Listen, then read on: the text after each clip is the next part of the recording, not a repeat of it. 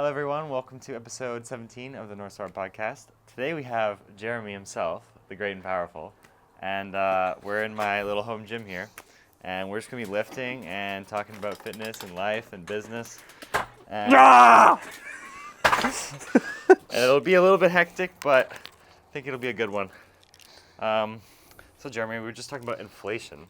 Yes. And the state of the world. Where do you think the world's going? I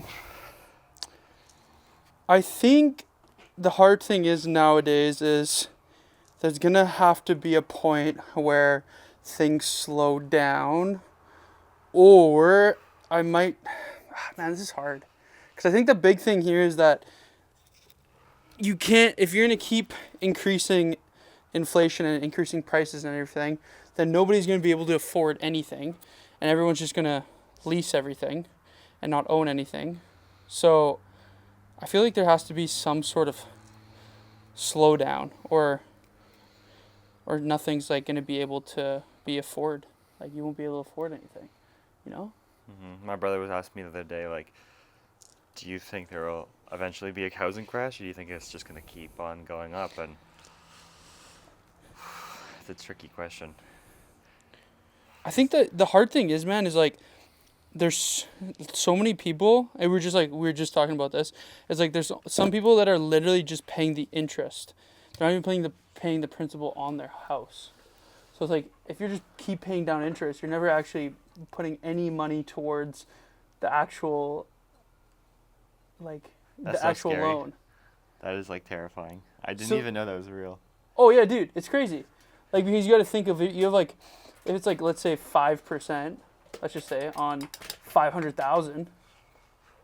That's so much money in each month. Where then if you're only making a certain amount and you put it toward your mortgage, then you're not even able to actually afford to be able to pay down the principal. You're only paying the interest back to the bank.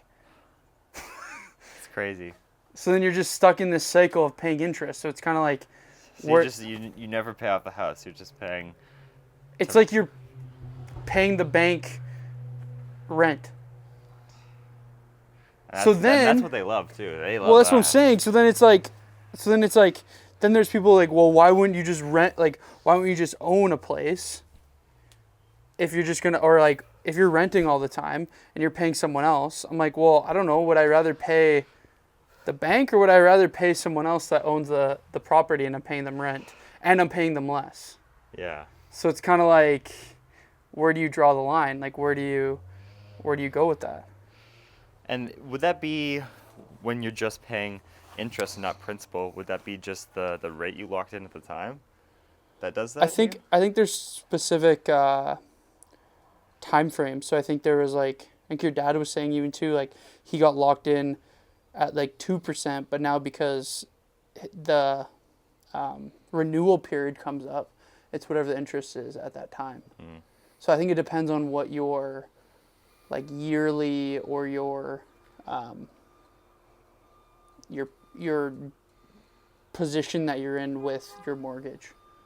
So it's kind of like there's like a weird transition that people are going through, because some people got in at their mortgage at like 2%, but now they're paying, like 6%, let's say. Yeah. That's huge. So then now all you're doing is now you're just paying. You're literally paying like rent to the. I know it's not technically that, but like it feels like that. You're paying rent to the bank basically to have that mortgage. That's criminal. Yeah. So it's like, where do you draw that line then? Like, where do you, like, okay, I'm gonna own or I'm not gonna own? You know, because like I rent, but then it's like, do I then own a place and I'm only paying interest on that place? Or do I wait until the percentage goes down and then buy a house and hope that they stay at that position? But then at the same time, everything's going up in value anyways. So it's like, would I just be paying more anyways on something? So it's like, where do you draw the line, right? Yeah, I think too, like, I have this friend and he lives in his car, but his car is like nicer than most people's apartments. You know what I mean? It's like What, he lives in a car? he lives in his car, but he'll like drive out to Oh, and like camp? and like camping. Yeah, exactly. And it's just like I said to him once, like, you know, the average person, including me, when you hear someone lives in their car, you think like, oh, they're kind of down on their luck. But I feel like there's so many more people who are down worse on their luck than him, just living and paying rent for the rest of their life. Whether that is you're just paying the bank interest or you're paying your landlord. I heard a crazy stat apparently. I don't know if that's true or not, but you have to be, for a family of 4, and to be considered middle class, they have to be making $250,000 a year. Wow. To be considered middle class. Is that British Columbia? I think from what I understand, I think that was Canada. From what I heard, but I don't know if that's true. That really places like the upper Or it class might be just BC, but I'm not 100% sure. I heard a stat somewhere. I can't remember, so I might be totally wrong, but I'm pretty sure that's what it said. I was like, that would be nuts. Cause imagine like remember like me even like 20 years ago, or even not even 20, like 10 years ago, and they're like, yeah, imagine you can make $100,000 a year, and like everyone was like, oh, that's so much money. Now it's like you're gonna be making $1 million a year to be even do like half the things that you want to do. Yeah. So it's like $10,000 a month. It's like that is still a good amount of money to make, but it's like you think of that, that's $120,000 a year. But if you now have like a mortgage and then you want to go to like all these extracurricular things and you have a family, like that's like it's gonna add up. I think too, I guess it just comes back to, can you enjoy your work? Because no matter what, it's like can you slave to something that you actually really enjoy slaving for, versus do you hate your life? Like, are you working 8 hours just to enjoy the other 8, or can you enjoy what you do? Like maybe your job is helping people get healthier, right? Yeah. And so you can take a lot of pride in that. Like each day I'm helping people, versus like I don't know, I'm trying to think of a job that's just much more soulless. Well, like a desk job that you're Yeah. working for someone else. You're just punching numbers or Well, not. a desk job and you're working for like a weapons manufacturer.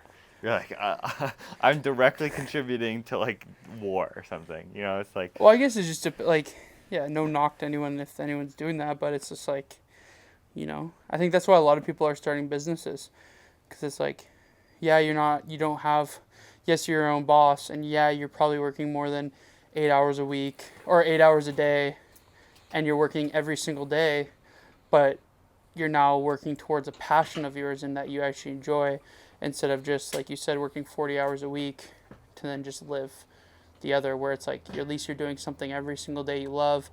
Yeah, you're probably quote unquote working more, but you're actually enjoying it, and you're actually like working towards something instead of just working for someone else. But I think it just depends on what you really want.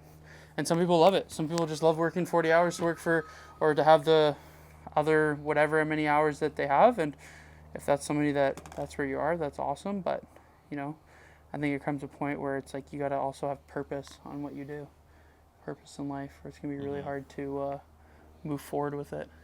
Well, and if your purpose is that you're providing for your family, I think for a lot of people that's enough, and that's good. Like that is, like it's just like back in the day when people are farming, it's like maybe you don't like farming. I mean, maybe you can directly see like, okay, I'm feeding my family, but in olden times, you just got to do the hard work and suck it up. And I think there's a lot of value in that as well, of course. But if it can be something that also like gives you that intellectual pleasure that I'm working for myself, I'm doing something good for society, I'm making the world a better place if you can. I mean, like how much of our problems in society are, you can draw them back to just someone working at a desk. They know they know a little bit behind the scenes, things aren't, very ethical. Like maybe government employees or something, but where like there's shady stuff going on, but you just kind of turn a blind eye to it. Well, I think there's a comfort and security, right? So it's like if you own a business, the uncomfortable thing is that it doesn't always mean that it'll always be there. Yeah. But I think also it comes down to it's like the risk to reward, I guess, at the end of the day on what you're willing to take. Some people have high risk, some people have lower risk. It's just like investing, That's why they have like risk tolerance. Like, what's your risk tolerance? Same with kind of your job. It's like, do you want something more stable, something a little bit less risk oriented, or do you want to take more risk with the possibility of having more flexibility later on in life? It's really just kind of comes down to like what you're willing to handle, and whatever you decide is the choice that you're going to make at the end of the day. But just make sure that that's like something that you are doing for yourself and not doing it out of fear. I think that's a big thing.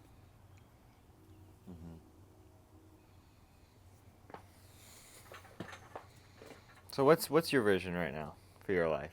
You're a personal trainer, helping people. You just became a partial owner of a gym that you've been training at for about a decade now. This is an interview of Jereymi Longpre, after all. So what are you trying to do with your life? What do you think, in 100 years, when there's just a short little page in some book about Jereymi Longpre, or 1,000 years when we're all gone, but some aliens, they will look back and say, this guy was actually kind of cool. He did this, and that.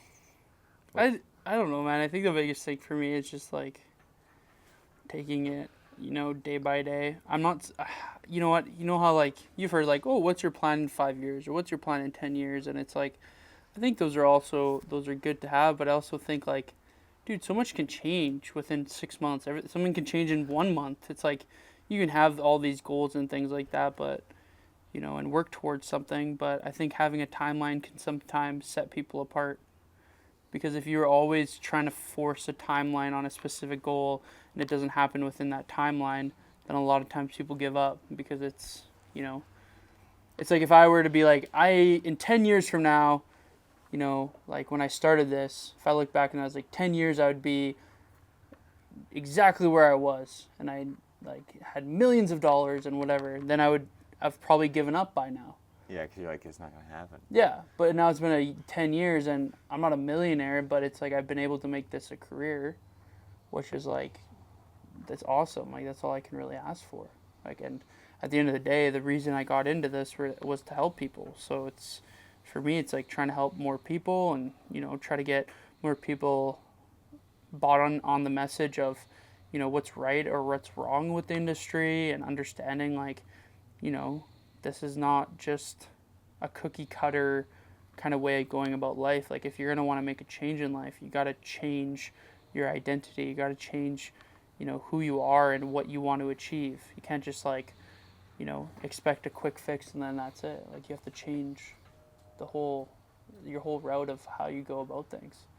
So my goal is just to really make sure to help people understand that, moving forward with my life, at least, I try to just show up and just help.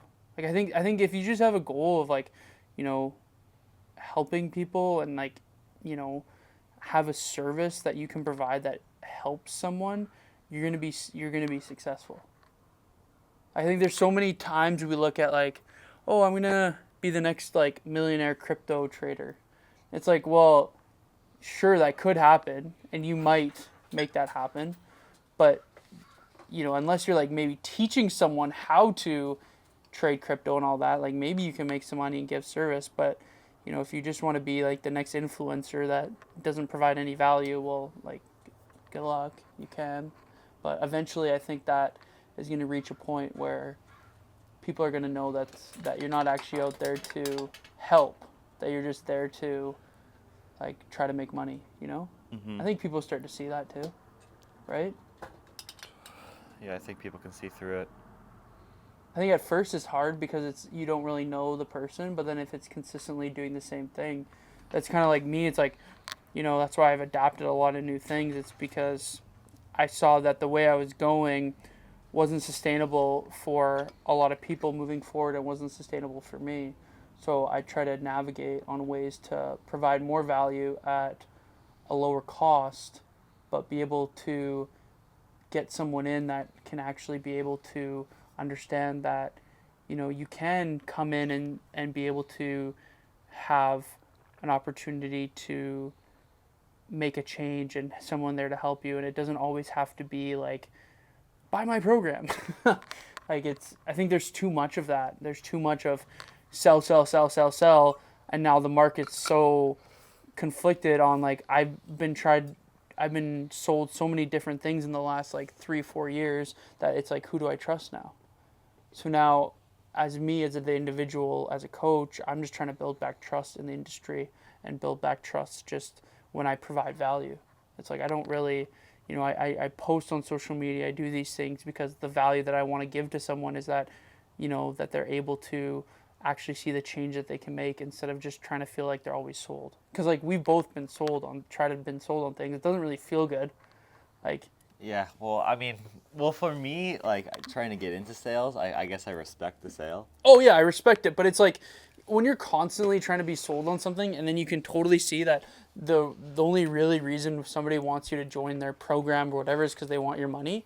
Like that's exhausting, man. It's like, well, I just don't want to always be, like I don't always want to be sold. Sometimes I just want to be able to listen to someone's content or see their value that they have and be able to, take it in and enjoy it and understand it. So.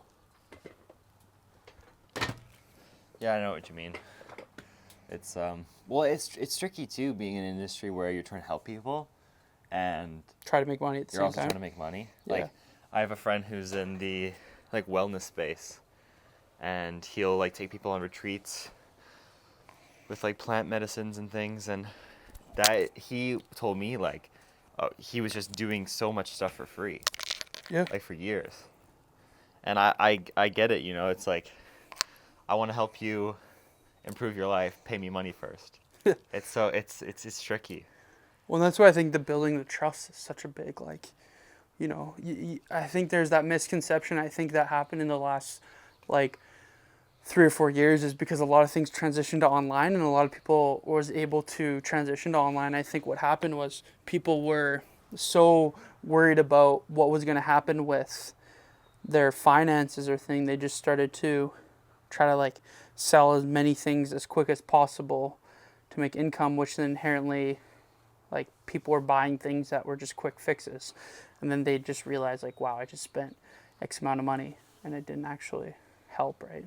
Well, and that's why when we did that podcast with Vic, and you guys said that when COVID hit, people were like trying to support the fitness lab. They're like, just like take my card, charge me for something, right? Yeah. And so that's like a real marker of like these people actually, not only are they willing to pay, but they are willing to care. Yeah.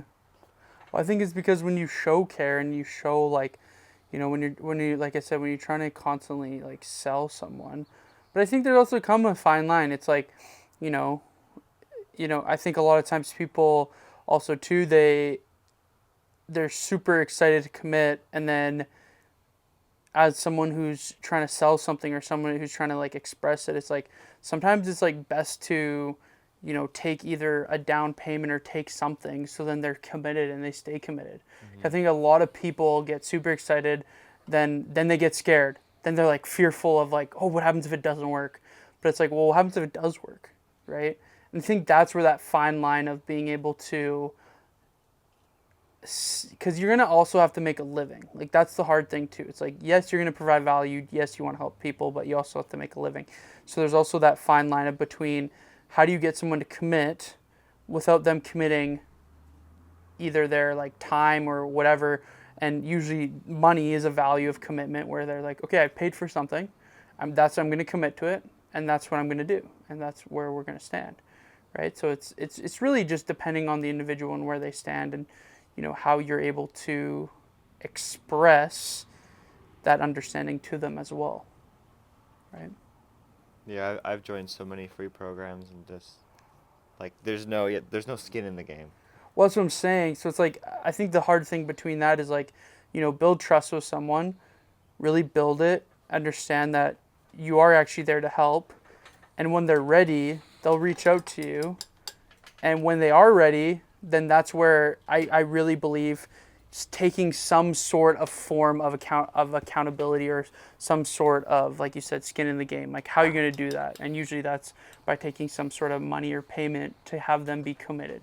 And it doesn't mean you have to take all their money. It just means that, like, sometimes even if they pay like a down payment of X amount of dollars, that will keep them committed. And I've actually seen a lot of people, and I've talked to a lot of coaches that have done an approach like that, where you take, let's say, I don't know, I'm just going to throw a random number. Let's say you take $100.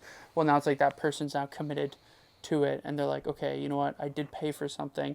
I'm going to commit to it. And then you're like, okay, well then X down the road, this is what the next payment. And then you just keep them, get the ball rolling kind of like that. But it's really hard to navigate on how to do it, because they don't teach you really. Like, when I was taking personal training, like school, they didn't teach me how to like take payments, or they didn't teach me how to, like communicate that to people. They were just like, oh yeah, like this is how you be a personal trainer, but they didn't actually, apply all the things that come with it.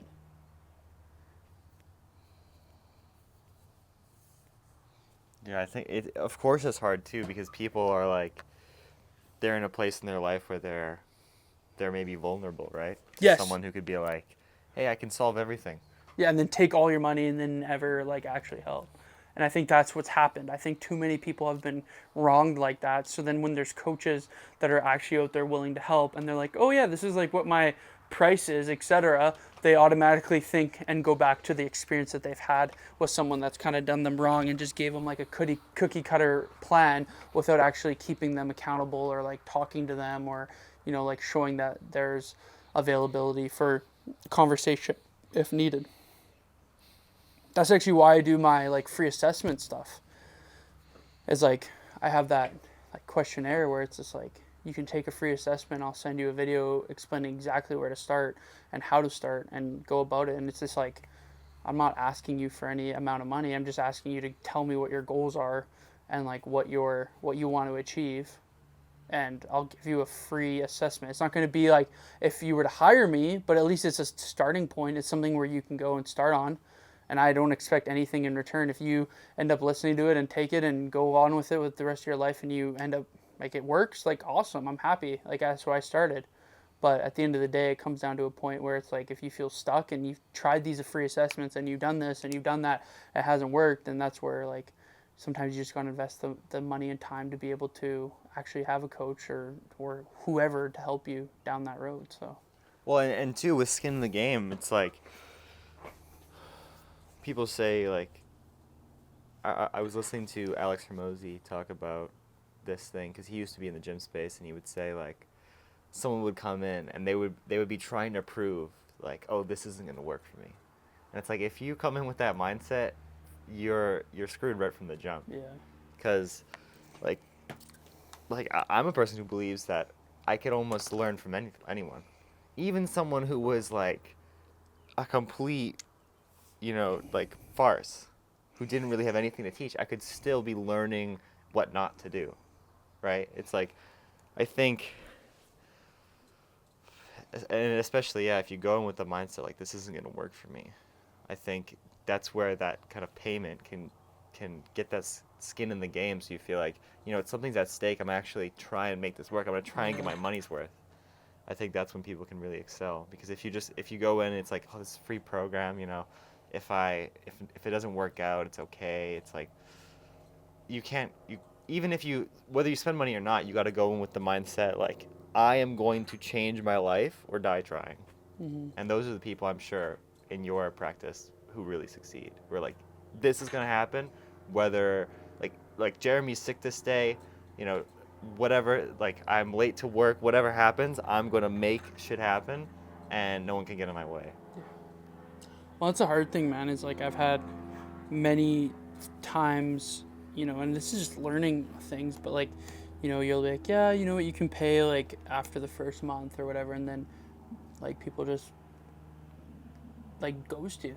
Like I've had that. I've literally helped someone for like a month for free, and I'm like, I look at it as like, okay, I helped someone, but also too, it's like they also went against their word. So it's kind of hard as someone too that's trying to make a living on something. It's like you gotta try a fine line. You gotta also understand like some people can't pay for it all up front, but you also can't let yourself go short and just keep giving a million infinity things for free all the time. But I do think that you should be giving out free value no matter where you are and what stage in the game. I don't think everything should be paid, but I also think that there needs to be a point where you have to like draw a line of like, you know what, like you have to pay for the first month up front, but if you want, you can pay once a month kind of thing, right? For the rest of them. You don't have to pay the amount that it would be. I think that's where you as a coach or you as a business person just have to understand that and see it for what it is and experience it to understand, right? Because I've been that person where like, oh yeah, I'll wait, and don't worry, like I know you don't have the money right now, and you told me you will in 6 weeks. The 6 week mark comes, and they're like, hey, like and then they like don't pay you, and then you're just like, oh well, that sucks, like, Yeah. Then you feel like you wasted 6 weeks, but then I always look at it as like, well, at least hopefully they can take that 6 weeks and like move on with it and be able to enjoy the process or enjoy the info or make a healthier lifestyle. But yeah, I think, have you ever been asked the question, like, if you were to, like, would you ever do your job for free? Like, have you ever heard that? Like, I honestly think, in all honesty, and I've sat with this before, that if I won $70 million or whatever, right? I probably wouldn't do the same amount of hours of work, but I would still do work, and I would probably do it for free. But I would only do it with like select few people for free. Like it would be like all the people that have like supported me, I would just do it for free at that point and just come in like for like 4 hours a day and just train, I think I still would do that. Like I think that's how much I also love doing it. Right? And I think that's where if you don't, not that I'm saying if you don't have a job and you don't have to be exactly like me like that, but I do really believe that that's something that obviously I would reduce if I had more availability to go have more freedom, but I would still do some things for free like that and be able to like train the people that have supported me. I would love to do that, or like be able to, you win that amount and then, or you're making X amount of money and be able to give them like, I don't know, a reimbursement for all the years that they've helped you or something, I give them like a $10,000 check and be like, here, like, thank you for supporting me for this many years. Like, I know that I also gave you a service, but like, this is for like being with me since day one. Like, that would be my like absolute favorite thing to do. I like that frame a lot. Would you still do your job if you weren't getting paid? Just for the love of it. If you had financial freedom. Yeah, that's what I'm saying. Like, you obviously you have to, Yeah. To a point. Like, that's what I'm saying. Like, if I had not infinite, but even if I had like I said, $70 million, and I knew that for the rest of my life, like I would never have to worry about money, would I still do things for free like that? And I think I think a lot of times if you can be in a position to say yes, I think you really actually enjoy what you do. Like, dude, podcasting. Like, I don't think I if anything, I lose money doing podcasting. Like I do. Yeah. I don't. We could be making trades right now. We're just talking. But also too, like, there's investment that I have to take. Like, I make $0 podcasting, like zero, but I still do it and because I love it. So that's what I'm saying is like, that's just the one thing that for me I've been really finding is like, do I actually love doing this? And if I'm gonna do it, is it gonna be something that I actually can do for a long period of time and still enjoy it, even if I'm not making money for it? And that's just like, that's 100%. So I think that's like a big thing for people that are like looking for passion, and they got to really understand and sit with it. that would they still be doing it if they were in a position to have, let's say, infinite money and never have to worry about it? Then I think you really know you're at that point. Well, and two, a lot of people have this vision of retirement where it's just a margarita on the beach for the rest of your life. But the margarita on the beach is only good for like 2 weeks. Well, that's what I'm saying. It's just, but like, wouldn't it, how cool would it be for like people that took a chance on you, and that like obviously you've provided a service and stuff, but that took a chance on you, and you're able to repay them in a value of like money or whatever, take them on a trip or whatever it is. Like, how cool of a feeling would that be? Yeah. Yeah. Like, that's something I would love to be able to. Yeah, that's a cool phone call to make. Yeah, hey, you know what? Like, hey, listen, dude, I made it. We're going to Hawaii. Yeah. Yeah, like, thank you for so much for these many years of supporting me. Or, like, you know, I know you've been struggling with this, but you still, like, invest in coming to see me. And, like, I want to pay off your whatever. Like, that'd be the coolest feeling.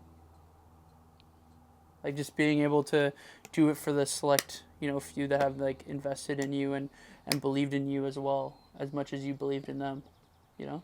And I think, well, that's where the best relationships are born, where you both believe in each other, and it's this relationship of give and take. And I think, for me as a young lad, so many young people think capitalism is this evil thing, but I think in your case, like you just said, there's so many people with the Fit Lab and with Up North where they're like, you know what? He's giving me a service. He loves to do it. I'm paying him, and I love to do it too because I think he's a great person. He's able to give me all this value. He's able to help me. And you know what? My life has changed for the better. So it's like, for a lot of young people, and I don't think many young people watch this podcast, but just anyone, it's like, there is this situation you can get into where everyone wins. There's so many games in life where it can be someone's winning, someone's losing, kind of like the stock market, or there's a lot of games where it's a lose-lose, where, we don't have to go too deep into it, but like the porn industry, you know, young men wasting their lives and young women getting, taken advantage of. Mm-hmm. But there's a lot of games in life where you can find a win-win scenario, and I think that is where, if you're a religious person, you would say that's walking God's path. If you're an atheist, you say, I'm making the best possible future possible. Well, like, I think, like, helping people is one of the best, like, risk to reward situation that you can, like, possibly do. Like, there's not really much risk if you're willing to help someone. Like, I think there's going to be more reward at the end of the day. Like, and I mean by that is, like, yes, I guess you could get taken advantage of, and, like, you could be like a yes man, or like you don't have boundaries. I don't mean that. I just mean, like, if you're truly wanting to help people and you provide a service that's going to help people and you truly, like, actually want to see them change, the reward that comes with it, even if it's not, again, not physical value, money or whatever, like we've talked about this before, but the connections and the opportunities that come with it, man. Like I said, like, again, this podcasting thing, it's like I ask, you know, these people to come on here and you talk about their stories and things. It's like, I don't expect anything from them. I'm not like, I need you to pay me money to, like, have someone come out and film you. No, it's like, I want to just talk. I just want you to tell your story. Your story is really inspiring. Your story is, like, something I think is going to provide more value to people around me, because I love your story. Your story to me is inspiring. So, like, why don't you now tell it to other people and they can see it on a platform where they can actually, like, get value from it? Because at the end of the day, that's my biggest thing with these. It's like getting people on here to talk about their stories or talk about what they love to do or how they got to where they are, and hopefully someone can take something away from that and be inspired and feel like they can, you know, obviously have the opportunity to enjoy it and see it for what it is.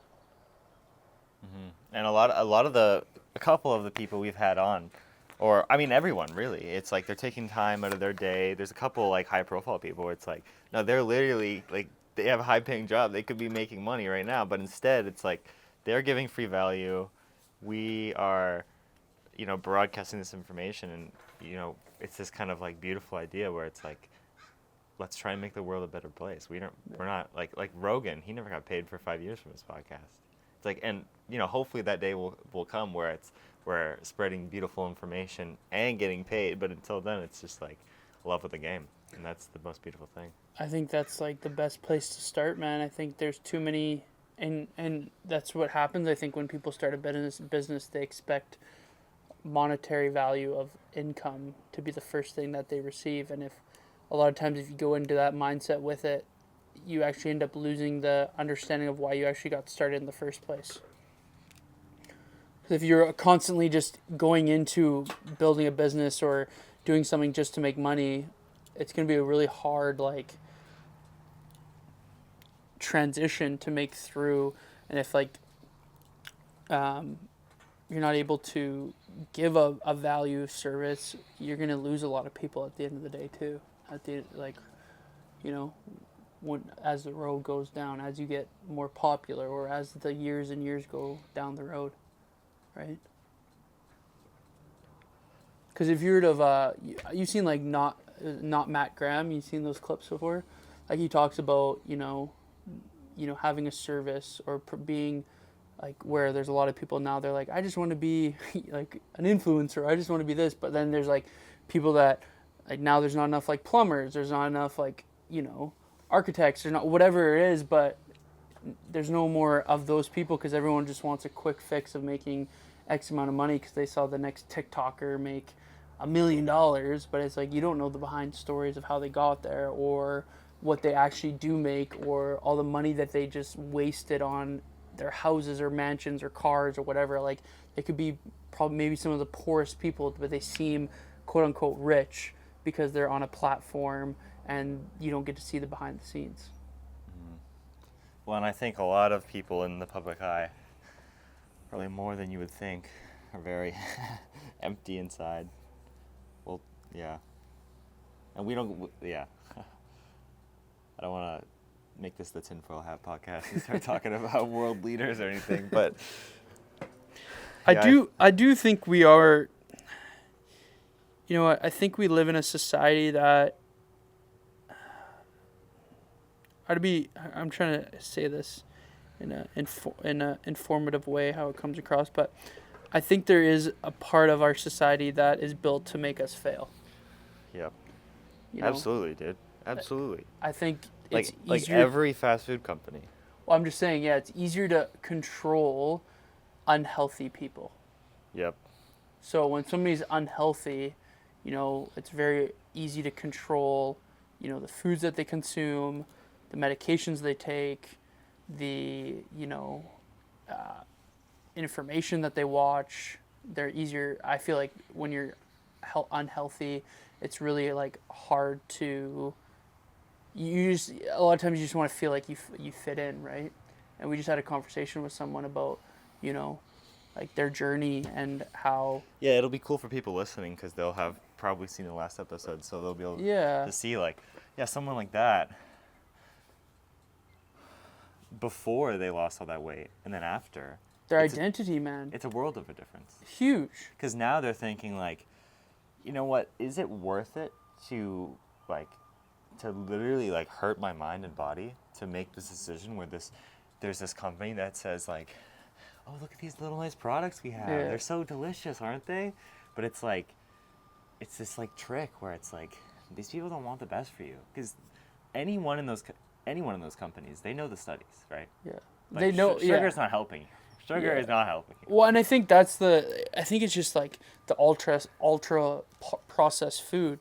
I don't even know if it's like we can really break it down to like either sugar, fats, like carbs, sodium, blah blah blah. It's like a mix of everything. Is when you make something so hyper palatable, and they've done studies. They've literally done studies where it's like if you consume a more hyper palatable. So when I say hyper palatable, it means like easier to consume, like fast food, ultra processed food, things like that. They show that you can eat an extra like 500 to 600 calories a day extra if you're always consuming that, consuming those foods. So these companies know, they're smart. They know that if they make the crunch super specific, the taste, the flavor, the color, the whatever, that people are going to get addicted to it. They know that they're doing this to people, but they still keep putting it out. Because it's what is their actual message at the end of the day? Like, I bet you Doritos is not being like, oh, we're making Doritos to make people healthier. They're like, we're making Doritos so people get addicted to them and we make more money. Yeah. Yeah. And it's like, those are the people you should be wary of, but you don't see them. You see the personal trainer who's like, listen, I need a little bit of money here. Just like a little bit. Like, I just want to help you. Like, for the first month, free, but then you got to pay me. And even then, they're like, yeah. But it's like, no, it's like, if you're worried about people making absurd amounts of money and not providing very much value, it's that bag of chips, man.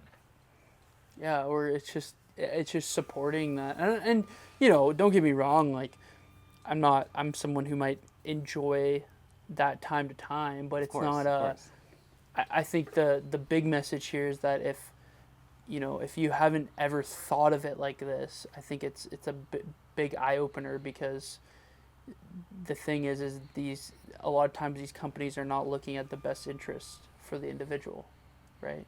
It's looking at what can we make as much profit for the stock market or for our next quarter to be able to.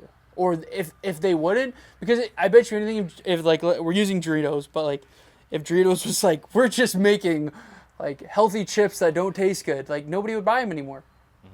Like they would just be like, oh, these like suck. If Doritos came up with like they did like research and development, they're like, okay, let's put out a healthy one. They'd always be on the shelves. No one would buy them. Yeah. So it's like no one's buying Doritos because they're trying to make their life better. No, and that's the hard thing, man. It's, there comes a fine line between enjoying those foods, but also knowing the real reason why these foods are available. Like, in my opinion, I don't think it's normal that you're able to, go across to a corner store and eat 800 calories in literally the span of 30 seconds. I can go dummy 2 chocolate bars and I'm done in less than a minute, and that was 800 calories. Like, that's not normal. Well, certainly not to like our evolution, where like those calories would be hard earned from like slaying a beast. Yeah, but I also have to be like realistic. Like, we've adapted a lot, but I also think those things are not helping us. But I also don't think that's the only thing that's, creating our narrative of like what is healthy or unhealthy. I think most people know, if I'm going to be really honest, that Doritos or whatever is not quote unquote healthy. Most people probably know that, but it's because they manufacture these things to be so addictive and taste so good that you're going to go back for it again. And you're going to go back again. Well, dude, even me, like, I'm not a person who's necessarily struggled with food, but it's like, when I see Doritos, dude, instantly, I want that. Yeah, you've locked in. It's like, dude, it's like every time, like, and I try and avoid it just for like the like kind of like keeping your temptations at bay. But like, yeah, dude, there was this time my brother had brought home Krispy Kreme donuts, and like instantly I saw them and like ate them all. Yeah. And like my parents asked me later, like, why did you do this? And I was like, I don't know, man. Like, I don't know. And it's just, you like lost control almost. It's exactly, and it's like, that's what they want. Yeah. That's what, like, imagine me and you are on the board right now of like a donut manufacturer, and they ask us like, how can we make more money? The obvious answer is like, get people addicted for life. Yeah. Get them like, show them, like, put little toys in the meals, right? Like, oh, a Happy Meal. You're gonna be happy. Here, we'll put a little toy in you. Yeah. In here for you. And then the kids are like, can we go back and get the toys and the food? And you're like, okay, maybe just this once, but you're not realizing that now for life they've got this little relationship. It's a dopamine. It's a huge dopamine hit, man. Well, yeah, it's because when you think like, man, like you think of the advertisements, man, like they're so smart. Like when you think of Oreos, what do you think of? Delicious. What else though? Dunking in milk. There you go. So then who else does that profit? Dairy companies. There you go. So it's like, you know what I mean? Like there's so many things. Or like Reese's Cups. Right? Like you even see like, Reese's Cups is their what's their slogan again? It's like you can't. Isn't it like you can't even have one or something? Or which company is that where it's like you can't just eat one. Is that Pringles? There's a company that's like that's their slogan. And right in the slogan, it's like they're telling you like get addicted, Yeah. addicted. Yeah, it's like I can't remember what company, or it's Lay's potato chips or something, where it's like you can't even. You can't listen. You can't just have one. You gotta have the whole thing and Yeah. buy another. Yeah, something crazy, or like at Wendy's, for example. You know, like Frosties. I don't know if you've seen a recent commercial of it, but they'll have like the Frosty, and then they'll also include like you dipping your fries in it and you dipping your like whatever in it, and they've made that part of their slogan and their commercials, and it's just like, what? That's crazy. Like they attach something to the meaning of all those things, and you just from a young age, you just like, right? Because as soon as I say Happy Meal, you can think McDonald's, Big Mac, McDonald's, like. Those are very like narrative things. Yeah, those are lodged in the brains of probably like almost everyone on Earth. The Big Mac, oh dude, like you go to Japan, talk about a Big Mac, they'll know. Yeah, it's just like Big Mac. Yeah, they're like yeah, like theirs are probably more healthy actually, but it's just by a little. Well, yeah, and you think of a pop with a red label. What do you think of? Dude, Coca-Cola. Like, that is like one of the most I remember I was driving the other day and I saw a sign for Coca-Cola, and that's all it says. There's not even a slogan, and it's just that's just putting it in your face. Isn't it enjoy the taste or something? Isn't that their slogan? Well, all I saw was just Coca-Cola, and it's just like they're at such a level where they don't even have to say anything. No. Everyone like instantly your brain is pinged of the taste. Yeah. And you're like, yeah, that would be good right now. Actually, you know what's crazy? I was talking to I was at a okay, I won't mention names, but there's a company they were at a tournament, and I was talking to them, and they were representing a company, and I was like, isn't water, like bottled water, your highest profit margins? They're like, and they kind of like looked, and they're like smiling, they're like, yeah, like that's one of our highest profit. Like bottled water, man, is the highest profitable in some of these big companies. Well, I mean, is that a good thing or a bad thing? I guess maybe it's a good thing. Well, I look at it as like, no, highest profitable, not highest selling. Oh. Highest profitable. So meaning you'll make the most money on something that we have for free. Yeah. In this country, at least, we have for free. Yeah. Which is nuts, man. Think of that. Like you have like in BC, we have water in our tap or whatever. Like, and I would say we have pretty good water. Obviously, there's other, depends if compared we have the to tinfoil hats on. Yeah, but and also compared to what country you're in, what state, you know what I mean? Like I would say BC is probably up there for probably the highest quality tap water that we can have. But you look at it and it's just like it's just like highest profitable water, man. Like people are making millions, companies are making millions of dollars on water. It's genius, man. Something that is It's like selling air. It's crazy. I saw something like in some kind of like country with poor air quality, they're selling fresh air. It's like, man, like what? That's so dark. So, but that's also another big reason. It's like, because then you think of it, all these things cost X amount of dollars, right? So it's just like, what? And then there's so many different things that to navigate through these processes of like, what's good, what's bad, what's like, what's right, what's wrong. It's like, who do you listen to anymore? I think we are actually in an age where there's too much information. Dude, that's the understatement of the century. Like, I think we are at a point that there's so much information, nobody knows what to believe in anymore. And if they do believe in something, it's really hard to change the narrative for them.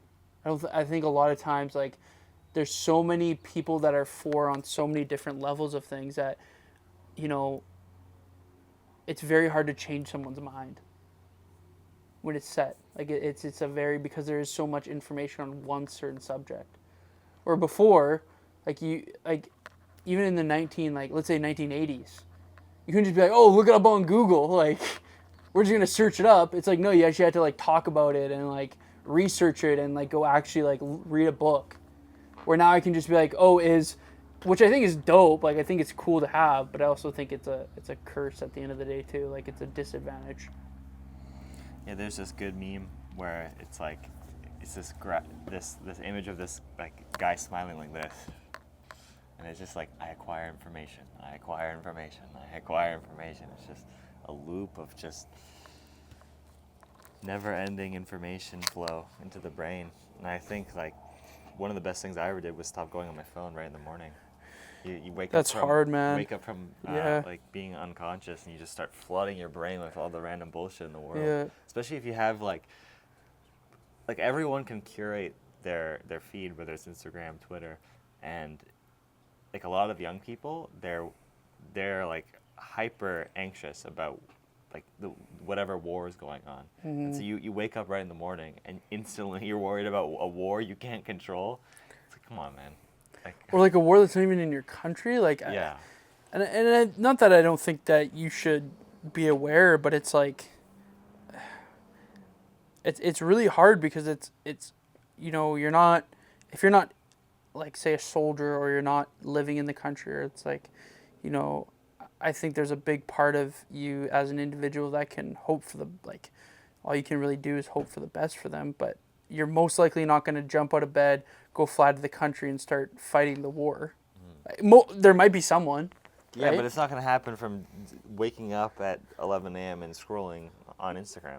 No, and I think I think that is another true thing too. It's like we as humans, we have so much information and access to so many things that we worry about, like what the next celebrity is going to wear, or the next like who they're dating, or like, and you're just like, this has nothing to do with my life. Yeah, it's like has nothing to do with my life. One day you wake up and you're like, I don't care about this. But some people never do, man. It's true. Some people they continue are in that loop of like, you know, I think like how many people do you know that will talk so highly of a celebrity and have never met them in their life? Well, I mean me. Like it depends who it is. But what I'm trying to say is Huberman, I'll talk about all day. That's what I'm saying. But like some random actor, it's like, come on, man. No, but what I'm trying to get at is like, you know, I'm not saying that these people are not who they perceive to be, but it's like we will have such a big love for someone, and we've never even like had a conversation with them. Mm-hmm. Like it is weird. It's called the parasocial relationship. Isn't that weird? I think it's weird, man.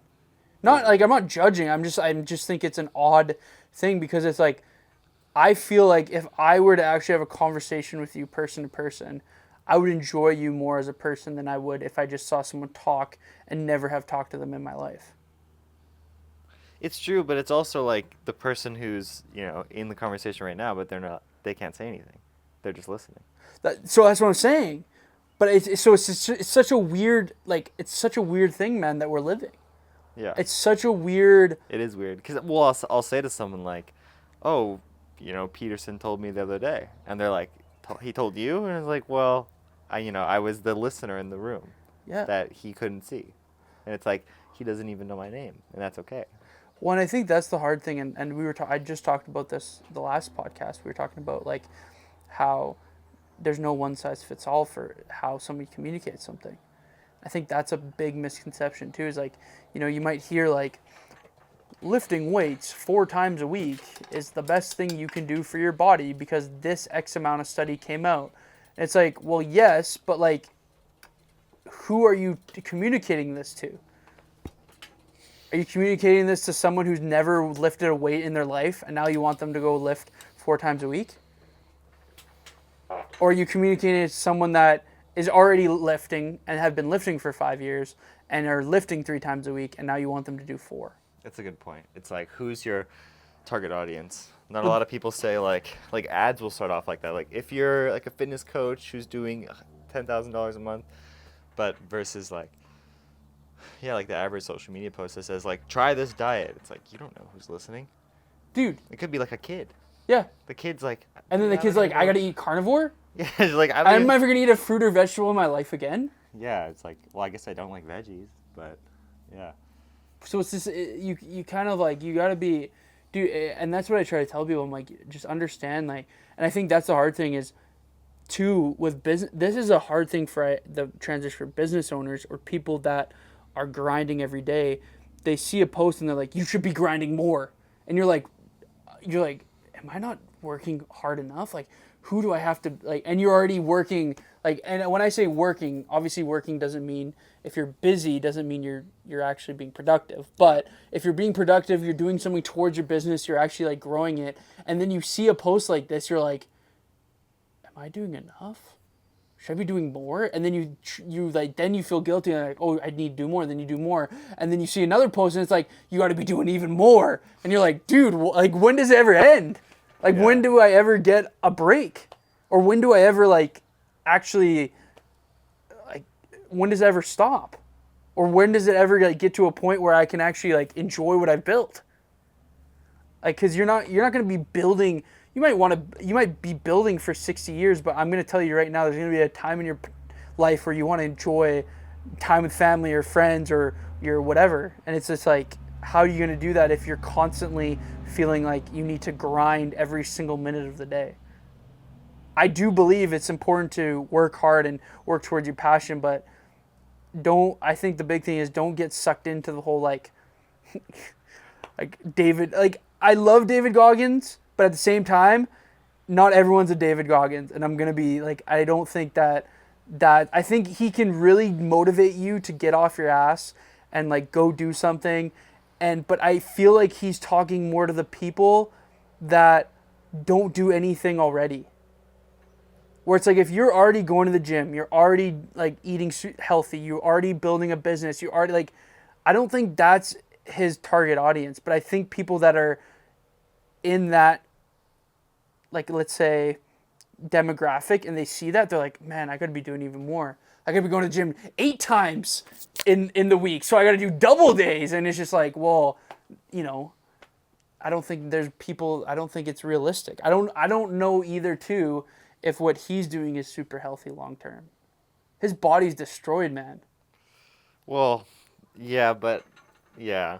I mean, I would argue the other side of that one. But I agree with what you're saying, where it's like, there's another meme where it's like, I just need to lock in. I just need to lock in. And it's like, you gotta, like, if you're always locked in, you're never truly locked in. Because that's not how it works. You gotta, like, shift in and do deep work, but then you gotta take that time out to kind of let things, like, flow around in your mind. Kind of like in the morning time, especially, like, if you just get straight to work, versus you kind of meander for maybe you just take your coffee and you're not scrolling every 10 seconds, but you're just, like, looking at the grass. You're just breathing, bro. You're just breathing for a second. second. You're just like, I'm just trying to enjoy this moment. Mm-hmm. I don't think that's a bad thing. I think it's one of the best things you can do. Well, but that's what I'm trying to get at, is I think there's that misconception that you see, like I said, David Goggins, he's, like, running, like, 100 kilometers. It's like 4 a.m. and Goggins is, like, running in the rain. You're like, I just woke up. Which I don't, and that's what I'm trying to get at is like, is that also super healthy? Like, dude, hasn't he had, like, a crazy amount of surgeries, like reconstructive knee surgeries, like, and it's kind of that point, I'm like, okay, is that also, wait a minute, like, if he's getting these many surgeries, isn't that not really normal? Yeah. Like, it's pushing your body to that extent. Is that quote unquote normal, or is there, but I do believe, I think you should have a little bit of grit, and you should have to, like, you do want to, like, work hard, but there comes a time and a point, it's like, what actually works for you and what is actually realistic for you, Mm-hmm. But yeah, if you want to do that, man, if you want to be David Goggins, then be my guest, man. But, like, yeah, I can't lie, dude. I was listening to Goggins yesterday. But that's what I'm trying to say. But I think. No, but I don't think that's bad. I don't think listening to him or, like, listening to his message, but taking it with a grain of salt, like, not just being like, this is the end all be all. I'm going to, like, go run 100 kilometers and I've never ran 1 kilometer in my life. Yeah. Like, that's I think the message that people have to understand. It's like, the message behind it is I think he's trying to communicate, like, you're stronger than you think. Mm-hmm. You can go do things. I think that's a great message. I think a lot of people need to hear that. I don't think people take it like that, though, when they listen to him. And I think that's just because there's no like reflection of what it actually could be or who he's actually talking to. Could be, yeah. Because when you think of it, like, have you ever thought of it like that? Where, like, who's he actually talking to? Or have you just thought of it as, like, oh, he's just saying everyone's lazy? No, I just think, damn, he's right. I gotta lock in, man. But then it's like, do you think everyone's lazy that's not David Goggins? Well, here's the thing. When I'm locked in, I don't listen to David Goggins. It's when I'm locked out, that's when I'll listen to him. So it's like it kind of gets the ball rolling. Yeah. It gets like the kickstart, which I don't inherently think is bad, because whatever like gets you kind of like going and what you need to make you motivated. But I think motivation is also temporary. Mm-hmm. I don't think David Goggins is motivated every single day of his life. That's what he says, dude. He says you can't rely on that shit. No. But if it gets you kind of like going and gets you, going through the process, I think that can help. But also just understanding that the message isn't meaning that. I don't think he's saying that if you don't run 100 kilometers that you're lazy. Yeah. Yeah, I agree. No, but I think you and him do agree on a lot of stuff. Like he'll say like there's no perfect time to start. I totally agree, man. I think there's the hard thing is when you get to that high of status, there's so many eyes watching you that you can say one thing in one way and people will take it in 20 different ways. Mm-hmm.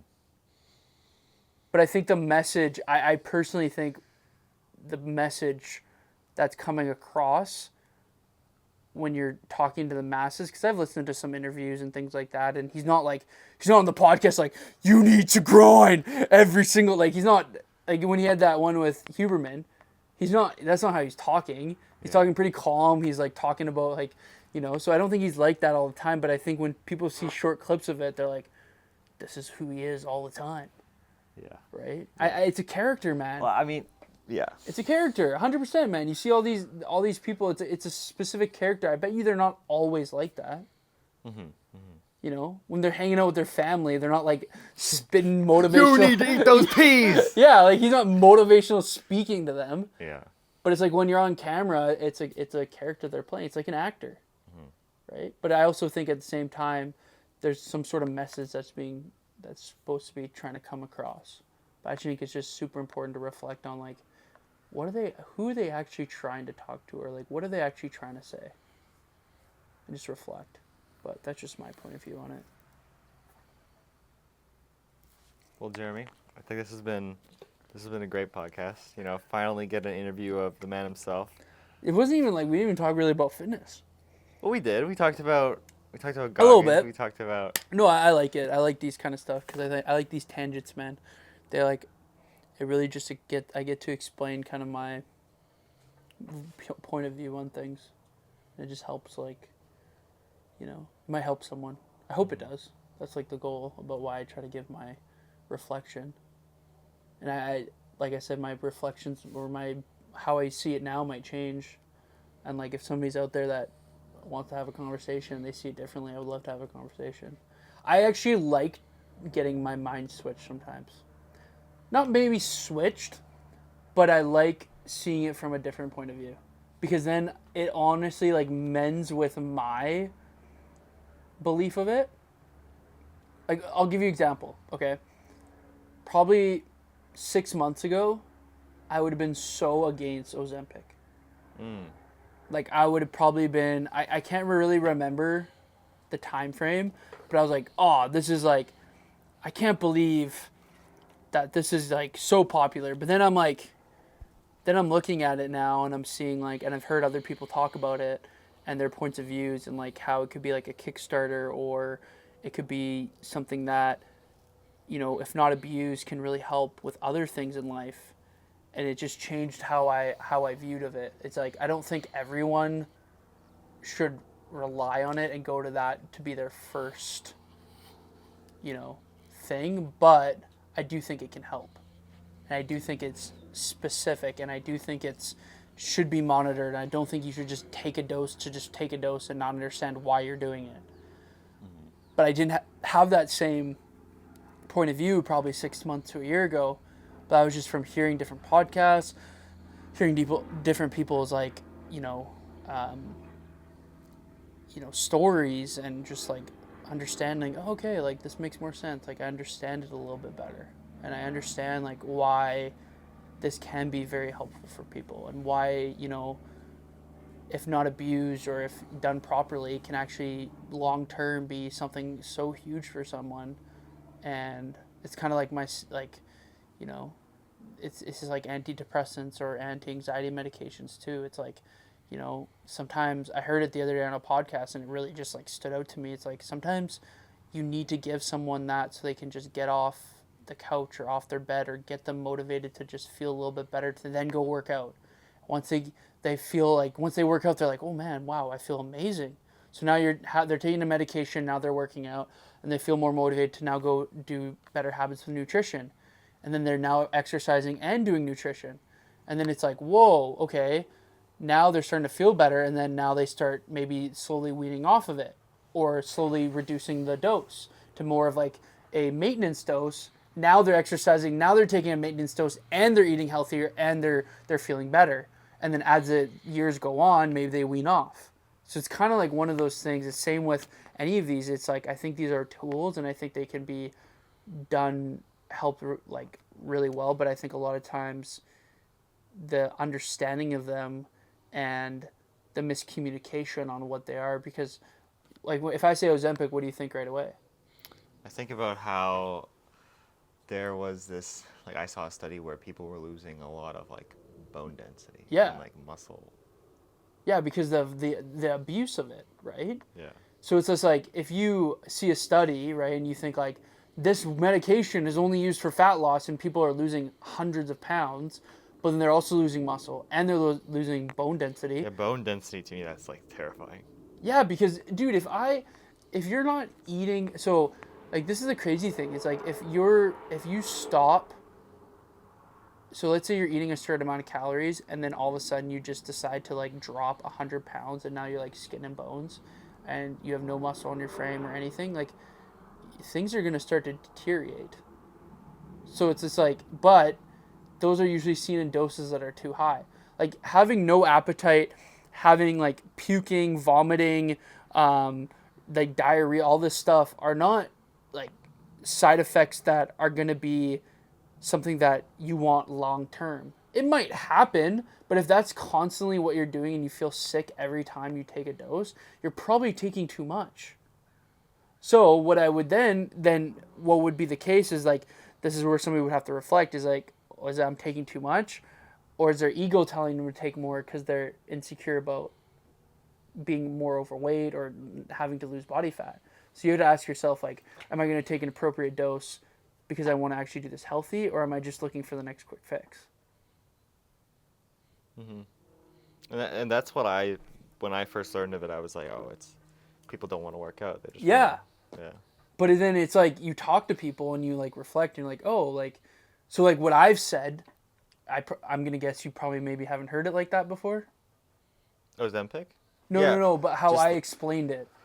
Yeah, like how it being like almost like a Kickstarter, or like something that, you probably haven't reflected on it because maybe you haven't been around people that have taken it, or, things like that. I mean, I heard Elon was taking it, so I was like, that's interesting. I mean, I guess he doesn't have time to work out, I guess, is what I thought. So I was like... I think, you know what, man? There's some pretty cool, like, studies coming out about these. They're considered peptides, eh? Like, they're not... Ozempic and, like, Mounjaro, those are their, like, pharmaceutical names. Like, those are just, like, their names. But they're peptides. Yeah. Interesting. Are they, like, naturally produced in the human body? I think they're... I might be wrong, okay? I might be... But I think they're stemmed from amino acids. I'm pretty sure. I think. So but I know like, they're like biologically similar to like what's already in the body. Yeah, and sometimes they can mimic certain things in the body that can change. I might be wrong about the amino acid part, but I'm pretty sure that's what I remember hearing and researching. But there's a lot of things that I read in a day, so sometimes I mix it up a little bit. But if somebody could like quote it or write it, or if I'm wrong, please let me know. But yeah, I don't know. I think the biggest thing for these things is, you know what I think about the cool thing about pharmaceuticals is like you can take mini doses of things and just be way more optimal. I think that's where pharmaceuticals are cool. I think anything in like this is like TRT, man. Like testosterone replacement therapy. If I give you a therapeutic dose, let's say your testosterone levels are tanked, and I give you a therapeutic dose of TRT, and you feel so much better, you're healthier, you're this, you're that. Like, it's not like I'm giving you 600 milligrams a week. You might be taking 100 milligrams. You might be at the higher end of what your natural production can be, but like that inherently in itself will help you long term. Right? It's just like instead of diving in the deep end, you're just like you're gonna wade in through the shore. Yeah. So you take and I think that's where the misconception. I think there's all these things with like these doses, and people are like, I feel this or I feel that, and it's just like, well, it's because you're taking like a dose that is not even really like that have maybe been in clinical trials or not, but you're taking a dose that's way too much for you as the individual. Like some people can get away with 500 milligrams of testosterone and they have no side effects. Like everyone is so different. So I think that's why it's super important to like understand dosages of whatever you're taking, but also know that just because something is at a high end doesn't mean you have to take the high end. Sometimes starting with the lowest dose is actually the best. You know? And so, can you share with us? Did you say that you've tried testosterone replacement therapy? Yeah, so I don't think I've ever talked about it on the podcast before. This might be something different, but I've been diagnosed with lower testosterone for a long time now, actually. So like it's been 3-4 years. So I have to take my doctors, and I've done many tests. How they do it is you have to do 3 specific different blood tests, and when you do those 3 specific blood tests, you have to be followed by your doctor. Your levels have to be showing of abnormal ranges, and my doctors think it's from when I dieted super hard when I was like around 17, 18, around then, and I lost like 70 pounds in a year. They think it messed up my hormone levels when I was growing because I dieted so hard. What were you eating? How much was I eating? Like, what were you eating? Like carnivore diet or what? No. I just, like, dude, I was eating like a lot less. Dude, I was like eating 1,500 calories, and I was about 200-ish pounds, and I was working out every single day, and like I was an athlete. Like that's when I was playing like college baseball, and I had lost 70 pounds in a year, and they think I messed up my hormone profile as I was growing from extreme dieting.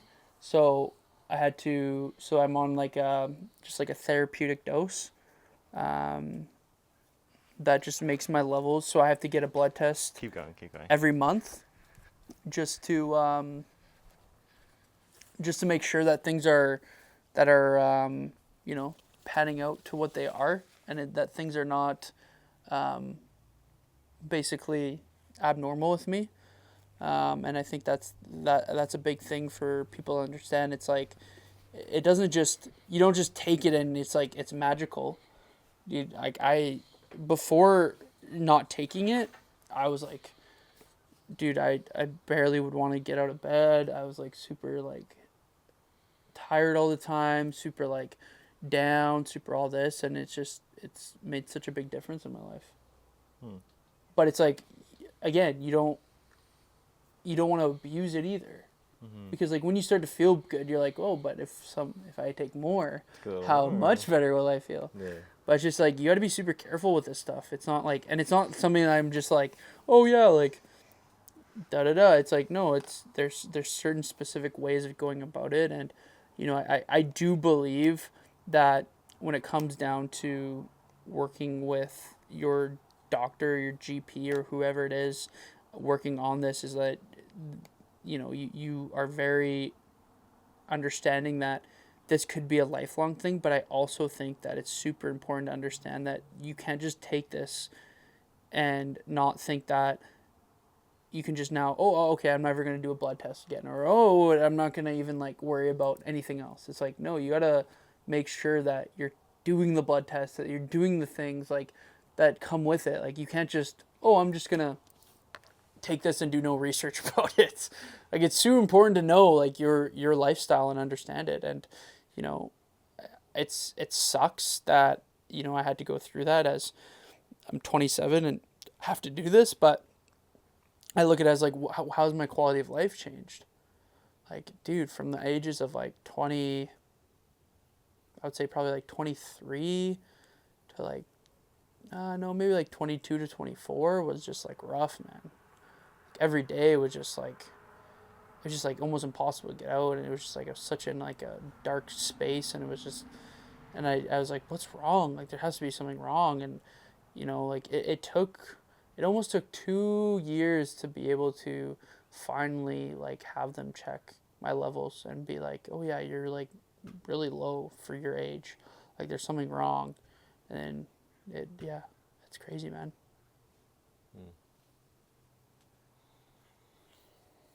Yeah, I can think of a couple friends of mine who definitely have low testosterone, kind of, or at least the symptoms you described, like hard to get out of bed.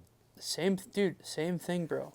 This is the same thing with testosterone that I just talked about, like Ozempic or whatever. It's like, give yourself if you're someone who has those symptoms and you give yourself a small dose, that might just get you out of the house. That might just get you to the gym. That might just get you to a healthier lifestyle. And it's not like Can you wean off testosterone though? Yeah, you can. Yeah, you can. But most times, honestly, man, your body gets to a point where your natural production stops because you're giving it exogenous. So what happens is most times it's something that you do for life. So it's something that you kind of accept too, but you look at it as like, okay, well, is this making me healthier long term? Am I feeling better? My quality of life? They actually have done studies saying that it's unhealthier to have low testosterone than it is to have too high of testosterone. Like there are negative side effects for having too high. But they say that having too low testosterone for long term is really unhealthy. Like imagine being 20 years old and having like testosterone at 4. Dude, I had a client 4, and like the high range is like 28. Oh, okay. So like, I had a client. I had talked to him over the years, and I was like, get your testosterone checked. Never did. Eventually, he did, and I was like, I have imagined like yours is low, dude. He got it checked. It was at 4. Dude, 4, bro, and high range like for a healthy male, like, and I'm doing it off Canadian, like their blood. Like, I would say for a healthy male, you should be about 20 to 28 in that range. So it's like 5 times below? Is that what that would be? Well... Like, does it work like that? It just, like, scales up linearly? It's kind of hard to... It's kind of hard to explain it, but basically, like, you can... The hard thing with ranges is that ranges depend on the individual. So like some people can feel amazing on 15, like being at 15 testosterone, but then you could have someone else that feels absolutely shitty on 15. So like everyone's bodies is different, but most of the times when you look at a healthy male and their levels, it's going to be between the 20 to 28 range. So like I would say in most cases, and it's very rare that's what happened, but in most cases, if you're under 10, you probably don't have a good like testosterone level. Like that's very low. There maybe could be some people out there that get away with being at 10 and feel good, but it's probably very rare. And that's just probably a dependent on the individual. But most of the times I've seen people be at like 20, 28 and feel good.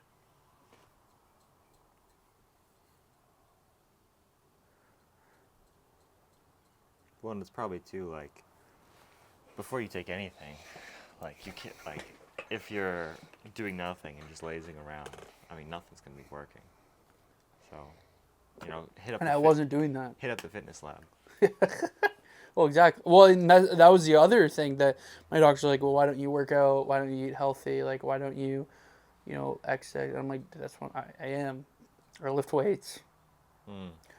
Like, it wasn't just like, oh, I'm just going to go, like, but it would be, like, hard for me to go do it. Like, I would, like, almost be like, oh, man, this sucks. Like, I'd go, like, work out and I'd be like, like, this is no fun. Or, like, so, and then that's how like, they were like, okay, I want you to do this. Make sure you're doing this first. Like, eating adequate calories, which I was doing. You making sure you're exercising, which I was doing. Like, I was doing all the right things. I was sleeping. I was like, but you could just feel there's something off. I was like, what's going on? Like, what's wrong? Like, what am I doing? And then that's how it all got started, right? So. That's interesting. Yeah, thanks for sharing. Yeah, if anybody's like has questions on it, just let me know. I can refer you to some people that have helped me over the years and kind of get me to a point where I have like proper dosages and Yeah, so. let's see that flex. Ah! But yeah, it's a and I think that's becoming more accepted a little bit too. I think for a long time people thought like testosterone was like bodybuilding and like, but again, it comes back to abuse. Mm-hmm. Like, if you're gonna abuse a drug, well, yes, you're gonna get negative side effects. And again, some people can abuse it and be fine. Yeah, you can abuse any drug, man. Yeah. It's anything, man. Like, and that's why there's so many different things nowadays that are coming out that are showing that can be of such a value to people. But I think there's that stigma around it, and like just like the podcast that I just had, like episode 16, right? It's like the stigma behind a surgery, and it's like, well, you don't understand the behind the scenes or what somebody's gone through or what they've like their story. Like, you don't know. I think people are so quick to judge about, they're like, oh, you hear this, and they're like, oh, because you did this, it's like you didn't actually try. It's like, what? You don't know how many doctor appointments. You don't know how much I was suffering. You don't know any of that. You have no clue where I've been or what I've experienced. It's like, for you to judge me, or you the first person, like, you have no idea. So I always try. That's why I'm always like super understanding when it's like somebody's like, oh yeah, I've done this, or like I've tried this, or I'm like, okay, like like what was the reason for it? I always try to ask, like, well, why did you start doing it, or like why did you go about this diet, or like I don't ever be like, you're so stupid. I just be like, yeah, like what's up, like why did you lead to this diet, like what kind of like got you there, or why did you decide to take this, or why did the dose that you took was so high, or like like you just ask the questions instead of putting them down, or like you just work with them. You understand why they feel like this, you understand why they're going through this, and you just slowly start to build like an understanding around it instead of putting them down and demonizing, like, oh, you're so like stupid for doing X this, X that. And I think a lot of people are quick to judge on that, and they don't actually reflect, like, what did this person actually go through? Like, I bet you anything, like when you said that Elon Musk thing, where he like took Ozempic, I didn't hear about that, but like I bet you there were so many people that were like, you're so lazy, you're da da da, you're da, like, and it's just like, you have no clue what this guy does, or you have no clue why he's on it, or you have no clue like the purpose of him taking it. Like, you have no understanding, and you're just gonna sit there and judge them like that. And Elon's smart too, so to question Elon, you got to be like, am I smarter than Elon?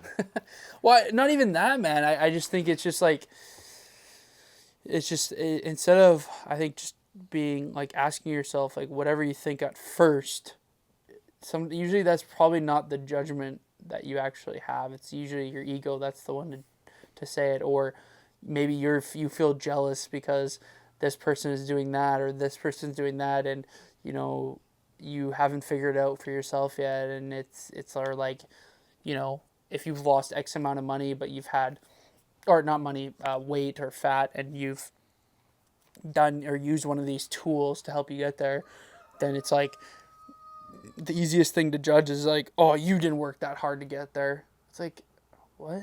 Like, you don't even know. Like, you don't even know what I've gone through. Like, this, I think the last podcast really shows, like, the understanding of, like, some people, the things that they had said about, the individual's journey and their surgery, and it was just like, just because that's what they did and that's a tool they used doesn't mean they didn't work hard or they didn't put in the time to get to that point. Right? They still had to work. They had still create habits. They still had to change their eating habits. They still had to change their lifestyle. They had to change their identity. So it's just, I think it's sometimes sad that we're so quick to judge, but it's just trying to understand and reflect it on your own and understand it for where you're at. So. I think it goes back to, like, a millionaire is not going to criticize you for trying to make money. A fit person isn't going to criticize you for going to the gym. It's like someone who's been down that road, when they see someone else, getting the same surgery, they're going to be like, you know what? I respect everything you're going through. Whereas the people that pull you down, they're pulling you down. They're not pushing you down. They're not above you. They're below you, pulling you down. A lot of times comes from jealousy too, though. Right? Like, stemming from that. You're either jealous or, like, you feel like you should be that person. Or you feel like, because then you question, like, okay, why haven't I been able to lose that weight? Or why haven't I been able to make that money? Or why haven't I been able to, like, It's like all these, people that criticize all these people that make money and are millionaires and billionaires, and it's just like, well, you know what? They obviously found a way and they did it, and they're successful at it. It's you gotta respect them, unless they're on the Doritos board, in which case we laid into them. It's it's interesting to navigate, man, and it's one of those things where. But then you almost, like, look at it, it's like, that's pretty smart, man. Like, even the people that, like they have to be, like, to bring it down to the factor, like, I always give, like saying, like, they're smart for, like, knowing how to do, like, the crunch and the taste, and it's like, that's like science, man. But at the end of the day, is it helping humankind, or whatever kind that you want to say nowadays? So. Yeah, well, that's why I'm, people in the fitness space, I think that's a good space to be in. I think it's hard, man. I think most people in this fitness space want people to be healthy, and they want to help, but I think there's a select few and that just want to do it for the money or just for the accolades or whatever. Well, yeah, I'm sure there are a couple. I think there's in every industry. There. Every industry. Yeah, man. exactly. Right. So. Like, I'm sure there's a couple trainers who secretly, like, well, if they truly get healthy, they won't need me, so I'll keep them in that gray zone. It's like, those people get weeded out, man. Vic wouldn't be where he is if he was like that, clearly. No, and people wouldn't want to help him out when COVID comes around. So. Exactly, man. But yeah. You want to end there? I think that was a good place to end. Well, you heard it here first, folks. Jereymi Longpre, episode 17, was it? Yeah, of the North Star. Of the North Star podcast. Tune back in next 2 weeks. We'll have something coming for you. We haven't even filmed it yet. But it'll be episode 18, 19, 20, 21. Those are going to be some good episodes. Those are going to be some good episodes. So stay tuned. Thanks for listening. We'll catch you next time.